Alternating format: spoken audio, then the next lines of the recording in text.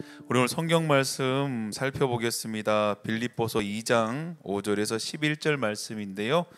새번역 성경으로 제가 읽겠습니다. 여러분 안에 이 마음을 품으십시오.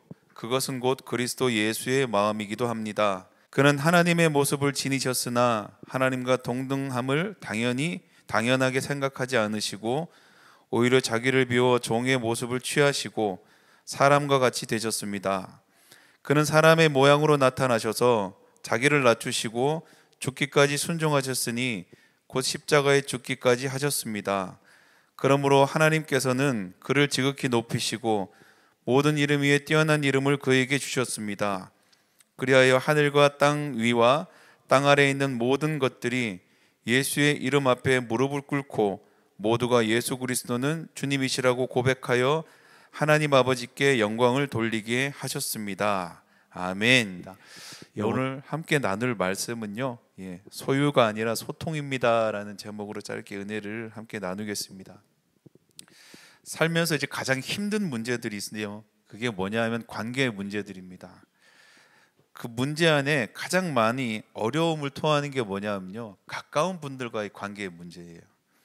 매일 만나야 하고 매일 같이 생활을 해야 하는, 그렇기 때문에 떨어져 있는 시간보다 같이 있는 시간이 많은 그런 관계일수록 어려움이 더 많습니다. 근데 대부분 이 관계의 문제들을 풀어갈 때요, 이 관계를 소유로 인식하는 경우가 굉장히 많더라고요. 흔히 우리 이런 얘기 많이 하죠. 내 사람입니다, 내 것입니다, 이런 얘기를 많이 해요. 우리가 서로 관계를 맺기 시작하면 서로가 서로의 것이라고 우리가 이야기하기 시작합니다. 그렇게 해서 세상의 많은 관계들 아니에요, 내 사람이냐 아니냐, 이것이 굉장히 중요한 기준이 됩니다. 그런데요, 관계는 소유가 아니라는 거예요. 내 것이 아니라는 거예요. 소유라고 생각합니다. 내 것이라고 생각합니다. 관계를 내 것이라 생각하면요, 그 첫 번째가요, 서로를 인격적으로 결코 대하지 않아요. 왜냐하면 소유는 동등한 관계가 아니기 때문입니다. 우리가 봉건 시대를 얘기합니다. 왕이 있었고 주인이 있었던 시대, 양반과 상인이 나눠지고 종과 상전이 나눠지는 시대에 노비는요, 사람이 아니고 사물이었어요. 그러니까 소유 재산이었습니다. 그래서요, 사람들이 노비를 팔기도 하고 사기도 합니다. 그 매매를 할 때 양심의 가책을 받지 않아요. 왜냐하면 인격이 아니기 때문이에요. 사물이기 때문이에요. 그래서 막대합니다. 때려도 돼요. 왜냐하면 내 소유 재산이기 때문이에요. 관계가 소유로 인식되기 시작할 때가 있습니다. 그때가 되면요, 서로를 결코 인격적으로 대하지 않아요. 사람들은 흔히 깊은 관계가 깊어지면 서로를 소유했다고 착각할 때가 분명히 있어요. 그러다 보니까 가까운 사이일수록 더 함부로 대하기 시작해요.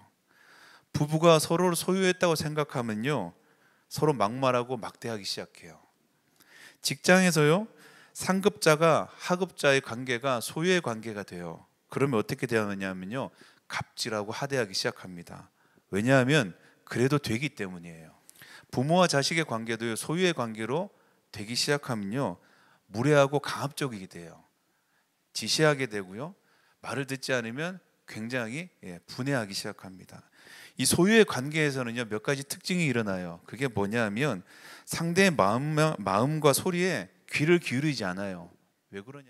나이와 성별, 지위와 직책에 상관없이 무례합니다. 나이가 많은 분에게도 막대하기 시작하고요, 나이가 어리면 막 무시하기 시작해요. 상대를 인정하지 않고요, 자기 얘기만 해요. 그리고요, 가르치고 지시하는 태도가 분명합니다. 그리고 상대가 내 뜻대로 되어야지만 마음이 풀려요. 이게 바로 관계가 소유로 인식될 때 일어나는 일입니다. 그런데요, 관계는 성경이 말하는데요, 소통이라고 얘기해요. 소통한다는 건요, 상대를 인격적으로 대한다는 거예요.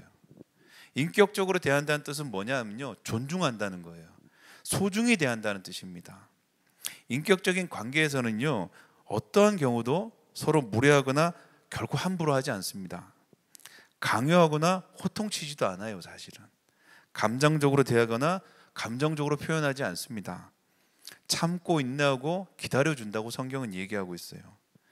여러분 사랑하고 계시죠? 가까운 분일수록 서로 사랑의 관계로 이어져 있습니다. 사랑하지 않으면 매일 봐야 할 이유가 없어요.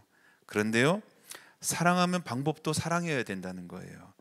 그 어떤 이유로도요, 강압과 폭력이 결코 소통의 방법이 될 수가 없다고 성경이 말합니다. 소통하는 관계는요, 그 첫 번째 특징이 상대의 마음과 그 소리에 굉장히 귀를 기울여요. 그리고 나이와 직책, 그 어떤 거와 상관없이 상대에게 예의를 다합니다. 그리고 상대의 이야기를 굉장히 많이 들어요. 같이 문제를 해결하는 것을 즐거워합니다. 그리고 함께 기뻐하는 것이 소통이 되는 것의 최고의 기쁨이 됩니다. 그죠? 세상은요, 때려도 되는 사람은 없어요. 인격이라면 때리면 안 돼요. 그죠? 막 해도 되는 사람은 없어요. 그죠? 무시해도 되는 사람이 없다라는 거예요. 그죠? 소통의 전제가 있습니다. 소통하려면요, 한 가지 전제가 있는데 그게 뭐냐면요, 오늘 성경이 말하고 있는 것처럼 동등함이라는 거예요. 서로 같다라는 거예요. 상하의 관계는요, 언제나 소유의 관계가 될 수밖에 없어요. 이 소통의 관계는요, 평등의 관계예요. 서로 같다라는 거예요. 그죠? 그래서 소통은 동등하다는 것을 전제로 해요. 이 동등하면 어떻게 동등해져야 되냐라는 거예요. 우리는 살다 보면 서로가 격차가 나기 시작합니다. 지위의 차이도 있고요, 성별의 차이도 있을 수 있고, 가진 자와 가지지 못한 자의 차이도 있을 수 있고요, 천차만별의 차이가 존재합니다. 그러면 이 차이가 존재하는 곳에서 동등해지려면 어떻게 해야 되느냐라고 하면요, 높은 자가 낮은 자의 눈높이를 맞추는 게 동등함이라는 거예요. 성경이 말하고 있는 것은 높은 자가 낮은 자를 섬긴다라고 얘기해요. 그렇죠? 우리는 서로 동등해진다고 할 때 기준을 어디에 맞췄냐면요, 높은 자의 기준을 많이 맞췄어요. 그래서 항상 높은 사람이 우선이 됐어요. 높은 사람의 뜻대로 되는 게 질서라고 생각했어요. 그래서 모두가 다 높아지려고만 노력했어요. 권력을 잡으려고 노력했고요, 그 자리에서 주인 되려고 노력을 했어요. 왜냐하면 그것이 기준이기 때문에 그래요. 그렇게 해야만이 내 마음대로 할 수 있기 때문에 그래요. 그런데 성경은요, 서로 소통하기 위해서 서로 평등하고 동등해져야 되는데 그게 뭐냐 하면 언제나 기준을 낮은 자로 잡으라고 했어요. 높이 있는 자는 눈높이를 낮추라고 얘기하는 거예요. 오늘 본문이 그렇게 말씀하고 계십니다. 하나님의 모습을 지닌 분이라고 예수님을 표현해요. 그리고 하나님하고 동등한 분이라고 얘기합니다. 이게 무슨 말입니까? 예수님이 하나님이라고 얘기하는 거예요. 이 예수님이 우리와 함께 소통하시기 위해서 어떻게 하셨냐라고 얘기하니까요, 하나님과 동등하고 하는 것을 당연하게 여기지 않으셨다라고 얘기해요. 그리고 사람의 모습으로 나타나셨는데, 그것도 사람의 모습 중에 가장 낮은 자의 모습으로 우리에게 오셔서 십자가를 지시고 우리를 위해 죽으시고, 그로 인해서 성령과 우리의 교통을, 하나님과 우리의 화목함을 이루어내셨습니다라고 빌립보서 2장 5절에서 11절이 이야기하고 있습니다. 이것이 오늘 성경이 말하고 있는 사랑이라고 얘기하고 있어요. 이 소통은요, 사랑의 방법, 즉 하나님의 방법으로만 가능한 일입니다. 사랑한다면, 소통한다면, 관계를 풀어간다면요, 가장 중요한 것은 무엇입니까? 가장 낮은 자의 눈높이로 돌아가는 것이라는 거예요. 그래서 성경이 말하고 있고 교회가 말하고 있습니다. 끊임없이 가장 낮은 곳에 임하신 예수님이라는 얘기를 우리는 많이 해요.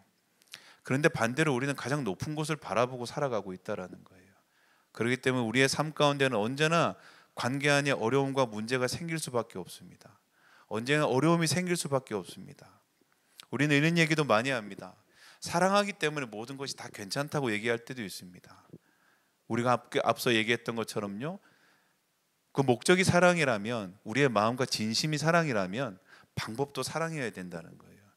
세상에 나오는 흉악한 범죄들이 많이 일어납니다. 우리 주변에는 요즘 어쩌면 한 번도 겪어보지 못한 수많은 범죄들이 일어나기 시작합니다. 근데 범죄들이 일어날 때 가까운 사람들, 가까운 관계 안에서 일어나는 범죄들의 대부분들이요, 다들 사랑해서 그랬다라는 거예요. 사랑해서 아내를 죽였다 그러고요, 사랑해서 자녀를 때렸다 그래요. 사랑해서 어떻게 했다고 계속 얘기하기 시작합니다. 그들의 진정성과 마음을 의심하진 않습니다. 그러나 오늘 성경이 말하고 있죠. 사랑한다면 방법도 사랑으로 풀어가자라고 성경이 말하고 있습니다. 예수님께서 우리를 사랑하사 죽기까지 사랑하셨다고 말합니다. 사도 바울은 고린도전서 13장에 사랑을 표현할 때 처음부터 나온 말이 사랑은 오래 참고를 시작하고 있습니다. 인내하고 소망하고 바라보고 참고 견딘이라고 계속 얘기하고 있습니다. 오늘 우리가요 살아가면서 특별히 가까운 관계 안에서 또 직장 안에서 매일 만나는 사람들과의 관계 안에서 어려움을 토로하는 분들이 굉장히 많이 있습니다. 그 관계를요 소유에서 소통으로의 우리의 시선을 옮긴다면 우리는 오늘 더욱더 성숙한 관계 안에서 하나님의 사랑이 흘러가는 가는 것을 경험하게 될 것입니다. 시선을 낮추고 그리고 소유하는 것이 아니라 언제나 소통하는, 그래서 서로의 마음을 읽고 서로의 마음을 이해하는, 서로의 마음을 가졌다는 것이 아니라 서로의 마음을 끊임없이 읽고 이해하는 그런 시간들이 되기를 간절히 축원합니다. 소유가 아니라 우리 안에 소통의 방법으로 풀어가는 지혜로운 하나님의 사람들 되기를 간절히 축원합니다. 오늘 이 시간 함께 기도하고 예배를 마치겠습니다. 기도할